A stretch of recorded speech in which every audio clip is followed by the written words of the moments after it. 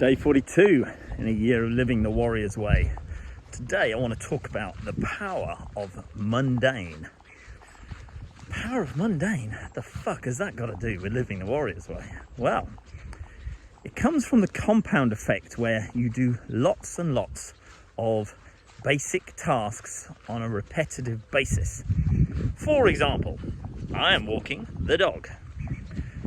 Walking the dog, it's mundane sometimes, but I do lots of training with the dog. I make sure that the walks are plenty long enough. So instead of doing my usual 10,000 odd steps, I'm now averaging 15 to 20,000 steps. So the banality of just walking the dog is great for me, great for the dog. He has a good time. We get out, we get lots of fresh air. Regardless of the weather, the work gets done. Now that could be sales calls. You know, you have a target where you're supposed to sell, I don't know, £1,000 a day. And you know you have to make sales calls. But you procrastinate and you think, I'll just send an email or I'll just do this. And I am fucking guilty of this because I will find something else to do instead of doing what I know I should do. So part of the process of living the warrior's way is to examine this, is to examine the lies, to examine what you need to do on a daily basis in order to get the results that you're working towards.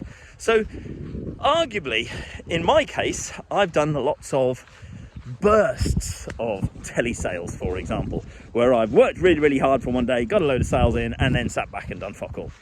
And that doesn't help me. If I just did lots and lots of repetitive things, such as saying today I'm going to make 10 sales calls, tomorrow I'm going to make 10 sales calls, the next day I'm going to make 10 sales calls, and just did them regardless of the outcome, that repetition would yield to a greater result in the long run.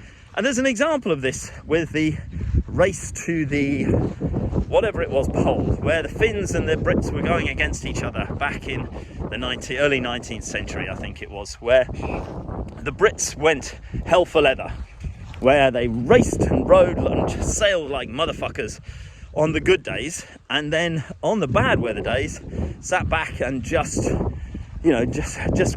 waited for the bad weather to pass. Whereas the Finns decided, no, we are going to sail and race 50 miles a day, every single day, regardless of the weather. And what happened was, as the Finns got closer to their end destination, they were thinking, well, we could just do more than 50 miles today and we'd get there. But the captain said, no, we have our mission, we have our mundane, we are just going to do 50 miles a day every day. 3 days later, they arrived there, put down their flag and whatever they did, had a little celebration, and then went back home. And they all got back home safe. Now the Brits, who were doing their craziness and racing like mad on the good days and resting on the bad days, got there something like 30 days later to realise that they'd missed their target by a long, long way. And then they got fucked over and got frostbite and eventually all died. And that's just an example of this tortoise and hare scenario, which is often used, to encourage people just to do the mundane, the banal every single time, but just do it with consistency. It's the consistency that counts.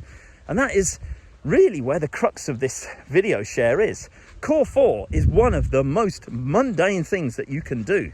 But if you can do it on a regular basis, and if you can keep ticking that you have done your core 4 that day again and again and again and again and again and again and again, and just keep doing it, you're reinforcing to yourself, you're giving yourself the self-esteem, you're making yourself see that you do what you say you're going to do. Then you can expand on it and start chucking in other things. So what mundane things in your life can you do today? Drop a note in the comments and let me know. Let me know what you're going to embrace that's mundane. For me, it's going to be setting out my stall today, and I'm going to start writing down and taking action on mundane things that I need to do every fucking day.